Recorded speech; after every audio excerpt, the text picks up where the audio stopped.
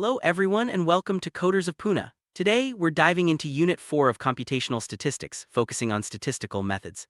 This unit is a cornerstone for anyone pursuing AIML honors, as it covers the critical tools and techniques needed to build robust machine learning models. We'll explore everything from data preprocessing with normalization and scaling, to understanding the trade-offs of bias and variance, and how to address them using regularization techniques like Ridge and Lasso regression. We'll also look at cross-validation methods to ensure our models are reliable. Let's get started on this exciting journey into the world of statistical methods. Unit 4, titled Statistical Methods, is designed to give you a strong foundation in the statistical techniques that underpin modern machine learning. Whether you're just starting out or looking to deepen your understanding, mastering these concepts will help you create models that are both accurate and reliable. Throughout this unit, we'll break down complex ideas into manageable parts, using practical examples and clear explanation. By the end, you'll be equipped with the knowledge to pre-process data, manage model complexity, and evaluate performance with confidence. Start with standard deviation, a fundamental concept in statistics. Essentially, standard deviation quantifies how much individual data points in a dataset differ from the average value or the mean. If you have a low standard deviation, it means your data points are clustered closely around the mean, suggesting the data is consistent. A high standard deviation means the data is spread out over a wide range, indicating more variability.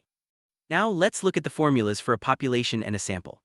For population, the standard deviation is sigma, which equals the square root of the sum from I equals 1 to n. The difference between each individual value I and the population mean mu, the whole squared divided by n. For a sample, it's very similar. The standard deviation is s, which equals the square root of the sum from I equals 1 to n of the squared difference between each value I and the sample mean x bar, divided by n1.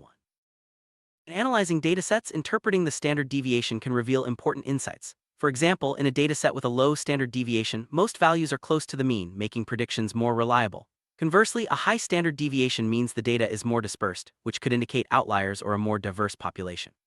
This understanding is especially important when preparing data for machine learning, as it affects how algorithms interpret and learn from the data. Always consider standard deviation when assessing data quality. Normalization is a key data preprocessing technique that rescales numerical features to a standard, common range. The main goal is to prevent features with large values from dominating the learning process, especially in algorithms that rely on distance calculations or gradient descent. By normalizing your data, you help models converge more quickly and accurately. This is particularly important for algorithms like k-nearest neighbors, support vector machines, and neural networks, which can be heavily influenced by features on different scales. Imagine you're working with real estate data, where house prices range from thousands to millions, while the number of rooms is usually a single digit. Without normalization, the model might focus too much on price and ignore other important features. Normalization ensures that each feature contributes equally to the learning process, making your model more balanced and effective. It's a simple step that can have a big impact on your results, especially when dealing with features of varying scale. One of the most popular normalization methods is min-max scaling. This technique rescales features to a specific range, typically between 0 and 1. The formula is straightforward. Subtract the minimum value from each data point, then divide by the range maximum minus minimum. This method is especially useful when you want all features to have the same scale, making it easier for algorithms to process the data efficiently. Min-max scaling is widely used in practice due to its simplicity and effectiveness. Let's look at a real estate example to see normalization in action. Before normalization, house sizes, number of rooms, and prices are all on different scales. For instance, house sizes might range from 1,200 to 3,000 square feet, rooms from 3 to 5, and prices from $55,000 to $80,000. These differences can cause problems for machine learning algorithms, as features with larger ranges can overshadow those with smaller ones. This is why normalization is so important in preprocessing. After applying normalization, all features in the real estate dataset are rescaled to a common range, typically between 0 and 1. Now, house size, number of rooms, and price all contribute equally to the model's learning process. This makes the data more balanced and ensures that no single feature dominates the outcome. Normalization is a crucial step in preparing your data for machine learning, leading to more accurate and reliable models. Another popular scaling method is standardization, also known as z-score normalization. This technique transforms features so that they have a mean of 0 and a standard deviation of 1. It does this by subtracting the mean and dividing by the standard deviation for each feature. Standardization is ideal for algorithms that assume a normal distribution or rely on distance, such as k-nearest neighbors, support vector machines, and principal component analysis. It's also less affected by outliers compared to min-max scaling. Standardization is especially useful when your data follows a normal distribution or when you're using algorithms that are sensitive to feature scales. Since it centers the data around 0 and scales it based on variability, it helps models learn more effectively. Unlike min-max scaling, standardization is less influenced by extreme values, making it a better choice when your dataset contains outliers. Always consider the nature of your data and the requirements of your algorithm when choosing a scaling method. Robust scaling is another effective method, especially when your data contains many outliers. Instead of using the mean and standard deviation, robust scaling uses the median and the interquartile range IQR. This makes it less sensitive to extreme values, ensuring that outliers don't skew the scaling process. Robust scaling is a great choice when you want to maintain the integrity of your data while minimizing the influence of outliers. If your dataset contains significant outliers, robust scaling is the way to go. By using the median and IQR, this method ensures that the majority of your data is scaled appropriately without being distorted by extreme values. This is particularly important in real-world datasets where outliers are common. Robust scaling helps create more stable and reliable models, especially when dealing with messy or unpredictable data. Log transformation is a powerful technique for handling features with highly right-skewed distributions. By applying a logarithmic function, you compress the range of larger values and expand the range of smaller ones, making the distribution more symmetrical. This is especially useful for features like income or sales figures, where a few very high values can dominate the dataset. Log transformation can improve the performance of linear models by making the data more normal.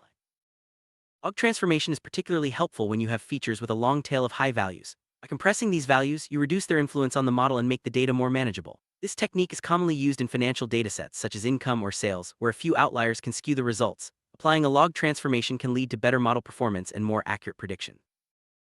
Bias is the error introduced by a model that is too simple or makes strong, incorrect assumptions about the data. A high bias model systematically misses the underlying patterns, leading to consistently inaccurate and oversimplified results. This is known as underfitting. High bias models perform poorly on both training and new data, as they fail to capture the complexity of the real-world relationships in the dataset. Variance refers to the error that results from a model being too complex and overly sensitive to small fluctuations or noise in the training data. High variance models essentially memorize the training data, including its random noise, rather than learning the generalized patterns. This leads to great performance on the training data but poor performance on new unseen data, a phenomenon known as overfitting. Managing variance is key to building models that generalize well. Better understand bias and variance, let's visualize how they affect model performance. Imagine a graph where the red X marks represent training data and the green dots represent test data. The blue line shows the model's prediction curve. A high bias model has a flat curve that misses the data patterns, while a high variance model has a wavy curve that fits the training data too closely. The ideal model strikes a balance, capturing the true patterns without overfitting. Bias-variance trade-off is a fundamental dilemma in machine learning. Increasing model complexity, such as adding more features or parameters, generally reduces bias but increases variance. Conversely, simplifying the model reduces variance but increases bias. The total expected error of a model is the sum of bias squared, variance, and irreducible error from inherent data noise. The sweet spot is where bias and variance are balanced, minimizing total error and maximizing model performance. Let's look at a graph that illustrates the bias-variance trade-off. As model complexity increases, bias decreases but variance increases. The total error curve shows that there's an optimal point where the sum of bias and variance is minimized. This is the sweet spot for model complexity, where your model is neither too simple nor too complex. Finding this balance is key to building effective machine learning models. Let's clarify the difference between bias and variance. Bias is the error from an overly simplistic model that fails to capture the underlying patterns in the data. It's like making too many assumptions and missing the real relationships. Variance, on the other hand, is the error from a model that's too complex and sensitive to small fluctuations in the training data, essentially learning the noise instead of the signal. Understanding these definitions is crucial for diagnosing model performance. Model complexity plays a central role in the bias-variance trade-off. Simple models like linear regression with few features tend to have high bias and low variance. They can't capture complex patterns and underfit the data. Complex models like deep neural networks have low bias but high variance, as they can fit the training data very closely, including its noise. The goal is to find the right level of complexity for your specific problem. Impact of bias and variance on model performance is significant. High bias models underfit, performing poorly on both training and new data. High variance models overfit, excelling on training data but failing to generalize to new data. The ideal model achieves a balance, performing well on both seen and unseen data. This balance ensures your model is both accurate and reliable in real-world applications. Reduce bias. You generally need to increase model complexity. This might involve adding more features, using more sophisticated algorithms, or allowing the model to learn more flexible patterns. However, increasing complexity can also raise variance, so it's important to monitor both metrics. The goal is to fit the underlying data patterns without overfitting to noise. Reduce variance. You typically decrease model complexity. This can involve simplifying the model, reducing the number of features, or using regularization techniques. The aim is to make the model less sensitive to noise in the training data, improving its ability to generalize to new data.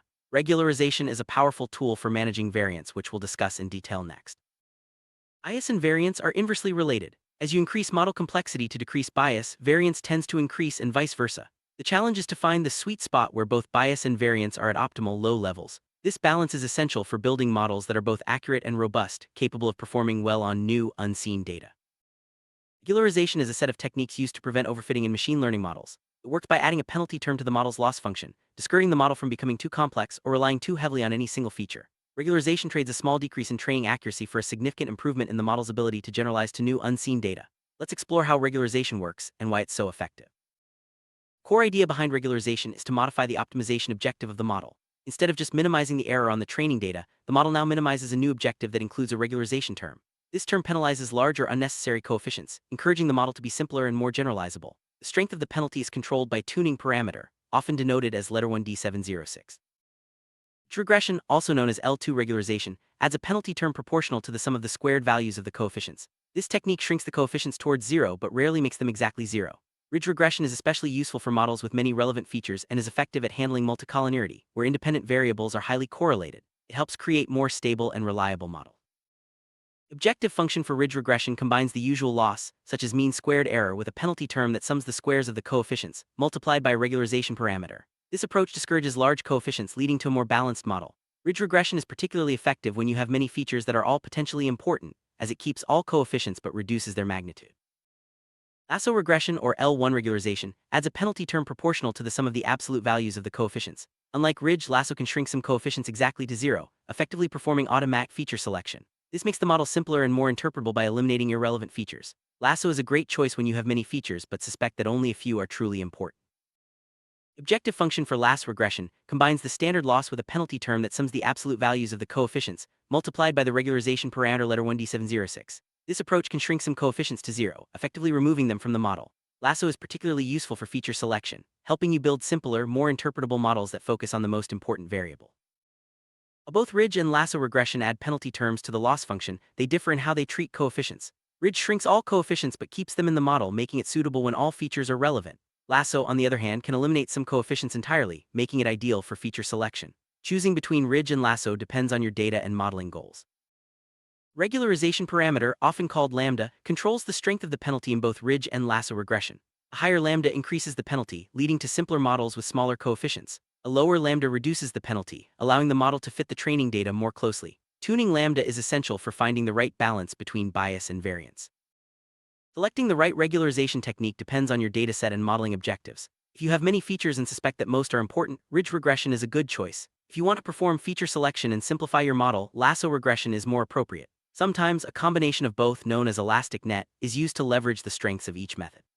Building machine learning models, it's not enough for a model to perform well on the data it was trained on. We want to know if it can make accurate predictions on new, unseen data. This is where cross-validation comes in. Cross-validation is a technique designed to test a model's ability to generalize, helping us avoid the common pitfall of overfitting. Overfitting happens when a model memorizes the training data, but fails to perform in real-world scenarios. By using cross-validation, we can get a more honest estimate of how well our model will do outside the training environment. Let's explore how this works in practice. Overfitting is a major concern in machine learning.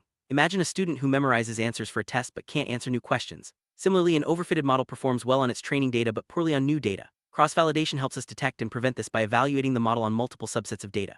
This way, we ensure our model learns general patterns, not just the specifics of the training set. By regularly checking for overfitting, we can build models that are both accurate and reliable.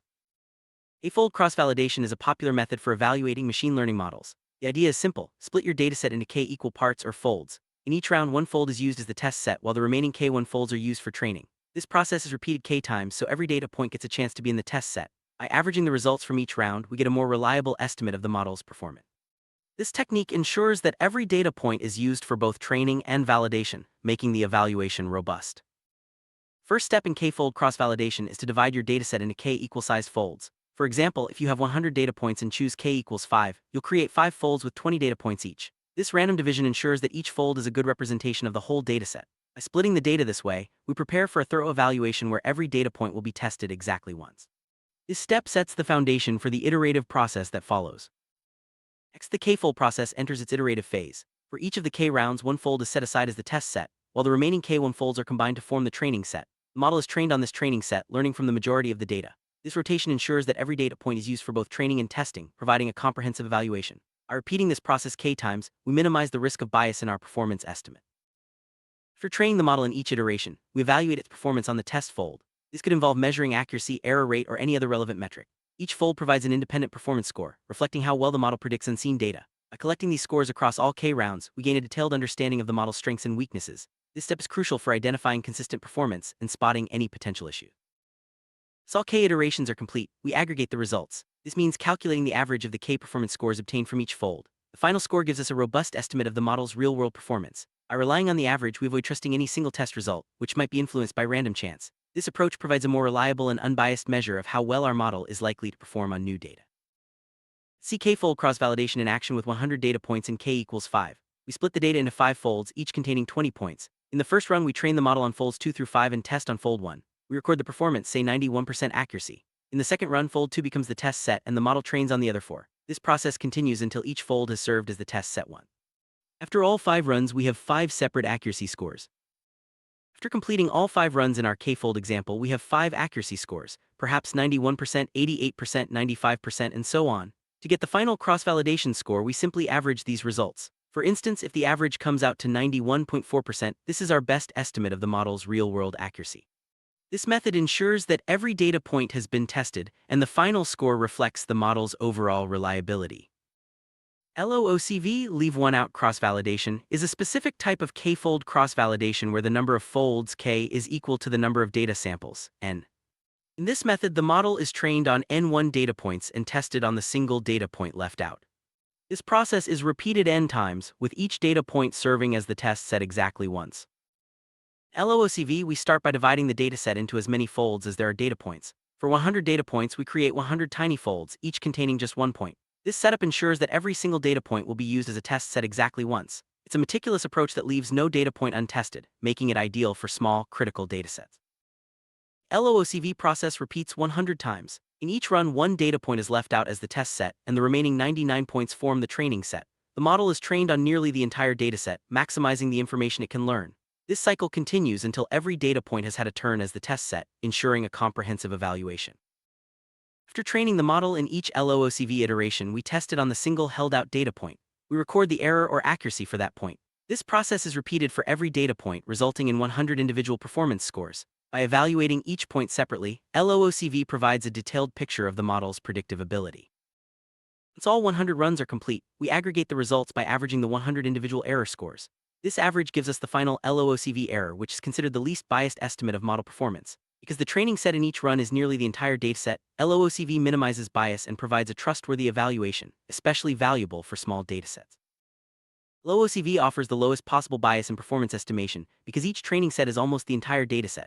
However, the trade-off is computational cost. Training 100 separate models for 100 data points can be time-consuming and resource-intensive. That's why LOOCV is best reserved for small critical datasets, such as rare medical trials or expensive scientific experiments, where every data point is precious. Stratified k-fold is a variation of k-fold cross-validation that ensures each fold has a representative proportion of the target variable's classes. It's particularly useful when dealing with imbalanced datasets, where some classes are much rarer than others. First step in stratified k-fold is to analyze the class distribution in the entire dataset. The algorithm calculates the proportion of each class, ensuring that this distribution is maintained in every fold. By doing so, we prevent scenarios where some folds might lack examples of a particular class, which could skew the evaluation results. Next, the data is split into k-folds, just like in standard k-fold. However, stratified k-fold ensures that the percentage of each class in every fold matches the overall dataset. This proportional splitting is key to maintaining class balance, which is especially important for imbalanced datasets. Each fold becomes a mini-representation of the whole dataset. With the folds created, the cross-validation process proceeds as usual. For each of the k iterations, one fold is used as the test set, and the others are used for training. The key difference is that each fold now contains a balanced mix of classes, leading to more reliable and fair performance estimates for classification models. Grid search CV is a powerful technique for hyperparameter tuning. Instead of guessing which hyperparameters work best, grid search CV exhaustively searches for the optimal combination of a model's hyperparameters. It systematically evaluates a model for every possible combination of specified hyperparameter values and uses cross-validation to determine the best performing set. First step in grid search CV is to define a grid of hyperparameter values to explore. For example, if you're tuning a support vector machine, you might specify several values for the regularization parameter C and different kernel types. This grid forms the search space for the algorithm. Grid search then trains and evaluates the model for every single combination of hyperparameters in the grid. For each combination, it uses a cross-validation strategy such as k-fold to get a robust performance score. This exhaustive search ensures that no potential solution is overlooked. After all combinations have been tested, grid search selects the set of hyperparameters that resulted in the highest average performance score across the cross-validation folds. The model is then retrained using this optimal set on the entire training dataset, ensuring the best possible performance. EV error, or cross-validation error, is the average prediction inaccuracy calculated across all validation folds during the cross-validation process. It's a crucial metric for unbiased performance estimation, as it overcomes the high variance associated with a single trained test split.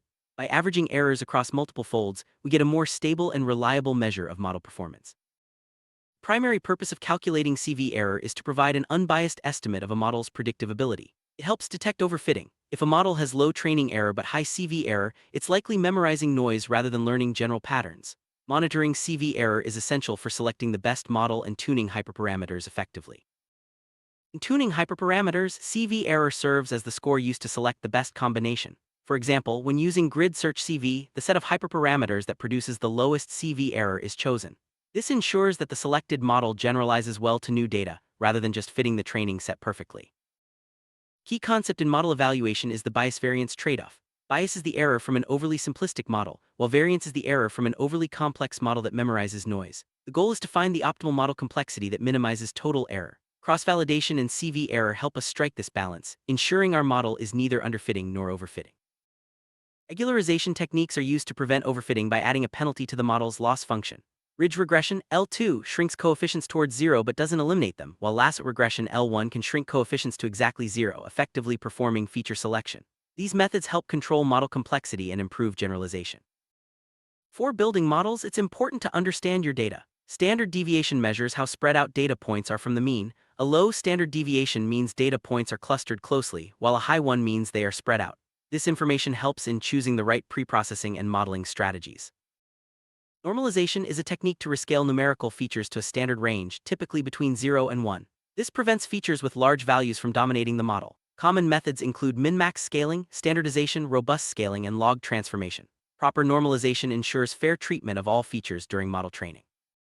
Bias refers to the error from an overly simplistic model that underfits the data, while variance refers to the error from an overly complex model that overfits. The bias-variance trade-off is about finding the right balance between these two errors to achieve optimal model performance. Cross-validation helps us monitor and adjust this balance.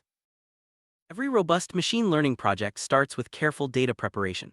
Understanding standard deviation and applying normalization techniques are foundational steps. These ensure that the data is clean, consistent, and ready for effective modeling. Proper preparation sets the stage for accurate and reliable model evaluation. Building a model involves more than just fitting data. Regularization techniques like ridge and lasso regression help prevent overfitting, while careful monitoring of bias and variance ensures the model is neither too simple nor too complex. These strategies are essential for creating models that perform well in the real world. Model evaluation is where cross-validation shines. Techniques like K-fold, LOOCV, and stratified K-fold provide robust ways to estimate model performance. Grid search CV helps tune hyperparameters, while CV error offers an unbiased measure of predictive accuracy. Together, these tools ensure that our models are ready for real-world deployment. Machine learning is as much about careful evaluation as it is about clever algorithms. Cross-validation, regularization, and proper data handling are the keys to success. By mastering these techniques, you'll be well-equipped to tackle real-world data science challenges and build models that truly make a difference. Now that you understand the essentials of cross-validation and model evaluation, you're ready to apply these techniques to your own projects. Experiment with different validation strategies, tune your models with grid search, and always monitor CV error. With these tools, you'll be able to build models that are both accurate and reliable. With that, we've covered the core concepts of Unit 4. Thank you for watching and for joining us on this deep dive into computational statistics. I hope this video helps you master these essential statistical methods for your AIML journey. If you have any questions, feel free to drop them in the comments below. Don't forget to like, share, and subscribe to Coders of Pune for more content. We'll see you in the next one.